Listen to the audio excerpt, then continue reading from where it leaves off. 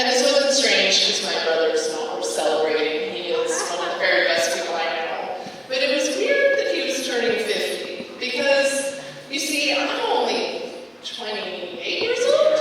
And since I know we were born 2 years apart our whole lives, this really gave me a moment of pause. And so I asked Sean, the handsome husband, is it possible, remotely possible, that I too have aged? That someday, perhaps soon, I too will be turning 50? And he took this as an opportunity to start a conversation with my sister-in-law, who's also a smart husband. But it put me in a bit of a reflective mood, this milestone, because I think when we're young, we see things in such a straight line.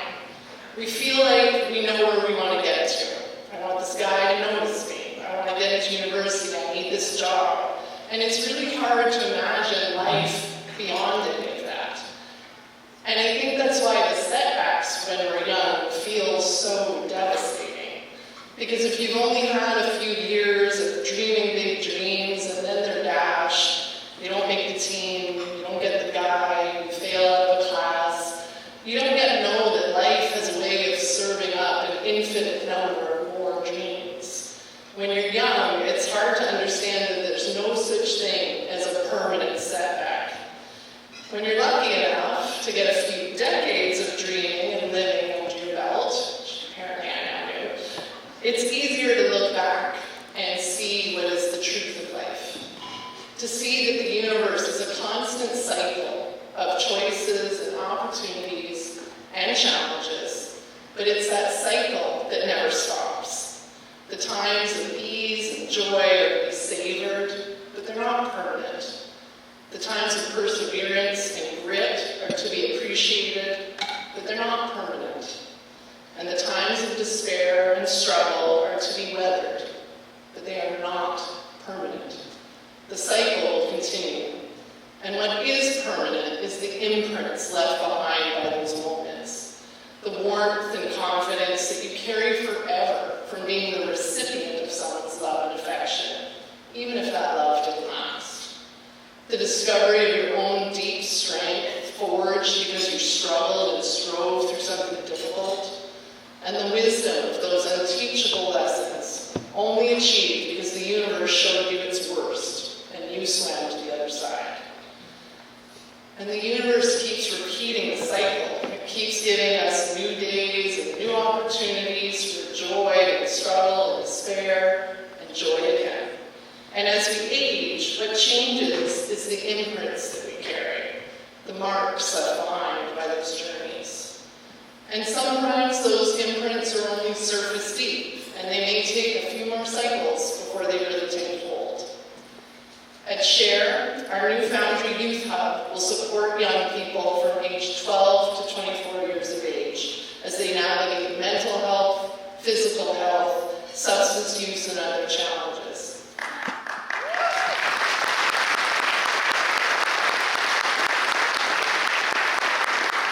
Many of those young people will arrive at SHARE having already seen far too many cycles of despair in their short lives. Cycles punctuated by abuse, self-hatred, bullying, addiction, and loss. At Foundry, SHARE's clinical counselors, our physicians, and our youth peer workers will work with that young person to create steps towards something new, steps towards self-confidence, self-forgiveness, and self-care. And sometimes those cycles have to be traveled a few times before they can really start to take root, before the cycles of joy can start to last a little bit longer, and the cycles of struggle start to feel like a less permanent sentence and more like a temporary storm. But our heroic youth journey forward. Some of them are here this evening, and they've played a pivotal role in designing Foundry Tri-Cities. They've taken the wisdom of their experiences and generously used it to shape how the space looks and feels and the services we will provide. They took their pain and they used it to create something beautiful and impactful, and I know of no greater joy than that. Some of the cycles can come without any warning. SHARE's Family Resource Program Camps is one of my favorite spots in the whole agency. It's full of bright colors, and it's packed with really cute babies, and sticky toddlers, and preschoolers, all singing and playing and exploring with the parents and our amazing shared team. But one of those cute little ones isn't playing in quite the same way as the other children. He's almost 2, and his mom thinks, well, she knows, as moms do, that he's perfect. And she's right. He is her miracle baby, born after miscarriage after miscarriage. And he loves it when we sing Wheels on the Bus, but he can't join in with any of the words, and he prefers to squeal and flap his hands while the chorus plays. He loves coming to see us at Share, but he has a really hard time doing this, often falling to the floor and sometimes banging his head until his mom can gather him a little bit gently. And over time, his team at Share grows, to include our speech language pathologist and our occupational therapist. And one day, Mom hears the word autism for the first time at Share. And in the middle of her joyous miracle, the cycle of despair begins again. And this could be a tragedy if the story ended there. But it doesn't. I promise you that the cycle keeps turning. And the best news is that Mom and our little hero are not alone on their journey. Our Share team has traveled this road before. They know where the bumps and the dips are and how to navigate them safely. Share's family support worker will help Mom understand the next steps and get access to more resources and support. Share's occupational therapist has given Mom ideas to reduce some of the little one's tantrums. And Share's speech language pathologist has taught Mom new strategies as well. Until one day, Mom and her little guy are at our family resource center, and when Wheels on the Bus comes on, our little hero happily repeats, "Open and up," as everyone sings along. And when Mom's eyes well up with tears, she looks over at our Share team only to see that they're crying too, watching her little man. And that doorway to joy is popped open. And there are times in our lives where we feel like maybe that wheel is stuck. The cycle isn't moving. Every day the struggle repeats itself, and we can't seem to budge the wheel out of that rut that just stretches on, unending in front of us. Our hero this time is 65 years old. The cycles of her despair were long and frequent, fueled early on by abuse from men who claimed to love her, and later by addiction as she tried to chase away the pain. Our hero made a last valiant effort to switch paths and break free of that rut. She drove across the country, reaching our community with hope for a fresh start. But fresh starts are hard to find without any money. And so our hero arrived at the Share Food Bank with no cash, no gas in her vehicle, the same van that had now become her home, and worst of all, with no hope left in her heart. Our food bank team provided her with nourishment, and seeing her despair immediately brought in some of our Share counselors.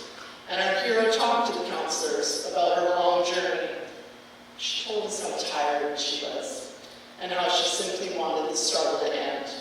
And our hero had made a choice to make that happen herself, and she was impenetrable on that decision.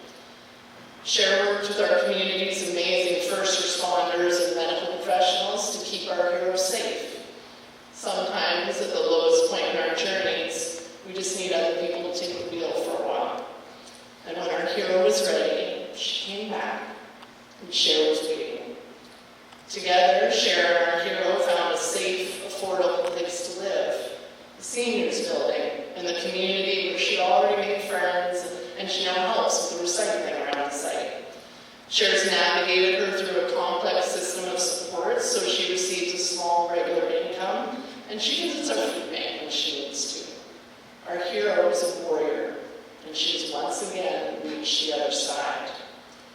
Tonight, we are all here to celebrate these heroes, and we're here to honor the journeys that every one of us is on, to reflect on our own struggles, triumphs, to pause for a second in the knowledge that this moment too shall pass.